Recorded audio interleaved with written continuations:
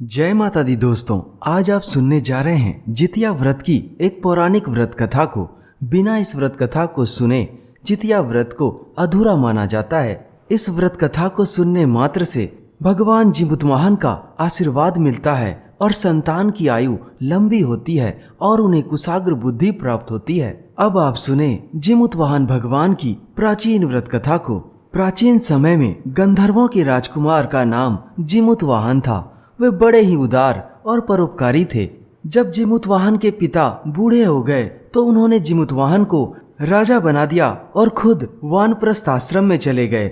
जिमुतवाहन राजा तो बन गए थे, लेकिन उनका मन राजपाट में नहीं लगता था। एक दिन उनका मन बिल्कुल उचाट हो गया तो उन्होंने अपने राज्य का प्रभार छोड़ दिया और अपने पिता की सेवा करने के लिए जंगल की ओर निकल पड़े। एक दिन जब वन में भ्रमण करते हुए जिमुतवाहन काफी आगे चले गए, तभी उन्हें एक वृद्धा रोती हुई दिखाई दी।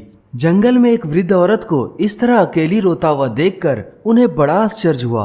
वे उसके पास पहुंचे और उनसे पूछने लगे कि हे माता, तुम क्यों रो रही हो? तब वृद्धा ने रोते हुए बताया, हे राजकुमार, मैं नागवंशी स्त्री हूँ और मुझे एक ही पुत्र है। नाग जाति का पक्षीराज गरुड़ के साथ एक समझौता हुआ है, जिसके तहत पक्षीराज गरुड़ को नाग प्रतिदिन एक नाग सौंपने की प्रतिज्ञा ले रखी है। इस प्रतिज्ञा को पूरा करने के लिए हर नाग घर से एक नाग प्रतिदिन पक्षीराज गरुड़ की भूख मिटाने को जाता है। आज मेरे पुत्र शंखचूड़ की बलि का दिन है। इस वृद्ध उम्र में मुझसे पुत्र का वियोग सहा नहीं जा रहा है। आज मेरे पुत्र के जीवन का अंतिम दिन है। इसी को सोचकर मैं रो रही हूँ। बूढ़ी औरत की बातों से जिमुतवाहन का दिल पसीज गया। उन्होंने उसको आश्वासन देते हुए कहा, हे माता, डरो मत, मैं तुम्हारे पुत्र के प्राणों की रक्षा करूंगा। आज उसके बदले मैं स्वयं अपने आप को उस लाल कपड़े में ढककर वधशिला पर लेट जाऊंगा। इतना कहकर जिमुतवाहन ने शंखचूड़ के हाथ से लाल कपड़ा ले लिया और उसे लपेटकर खुद को बलि देने के लिए चुनी हुई बलि वेदी पर लेट गए। तय समय पर पक्षीराज गरुड़ बड़े वेग से आए और लाल कपड़े में ढके जिमुतवाहन को पंजे में दबोचकर पहाड़ के शिखर पर जाकर बैठ गए। अपने चंगुल में गिरफ्तार प्राणी की आंख में आंसू और मुंह से आह निकलता देखकर गरुड़ जी बड़े आश्चर्य में पड़ गए। जब उन्होंने कपड़े को हटाया तो उन्होंने देखा कि नाग की जगह यह तो कोई गंधर्व कुमार है। तब उन्होंने जिमुतवाहन से उसका परिचय पूछा।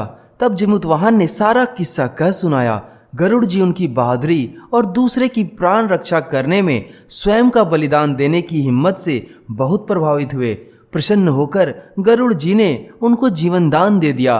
उन्होंने जिमुतवाहन से कहा, हे जिमुतवाहन, मैं तुम्हारे त्याग और बलिदान से बहुत प्रसन्न हुआ हूँ। मैं तुम्हें जीवन दान देता हूँ और यदि इसके अलावा भी तुम्हारी कोई इच्छा है तो वह भी प्रकट करो, मैं उसे भी जरूर पूरा करूँगा। जिमुतवाहन ने गरुड़ जी के आगे हाथ जोड़ते हुए कहा, हे भगवान, यदि आप मुझ पर प्रसन्न हैं तो कृपया करके मुझे वरदान दें कि आज के बाद आप किसी भी नाग का अहित नहीं करेंगे, ना ही उसकी बलि लेंगे। पक्षीराज गरुड़ जिमुतवाहन की बातों से बड़े प्रसन्न हुए और उन्होंने कभी भी नागों की बलि ना लेने का वरदान उसे दिया।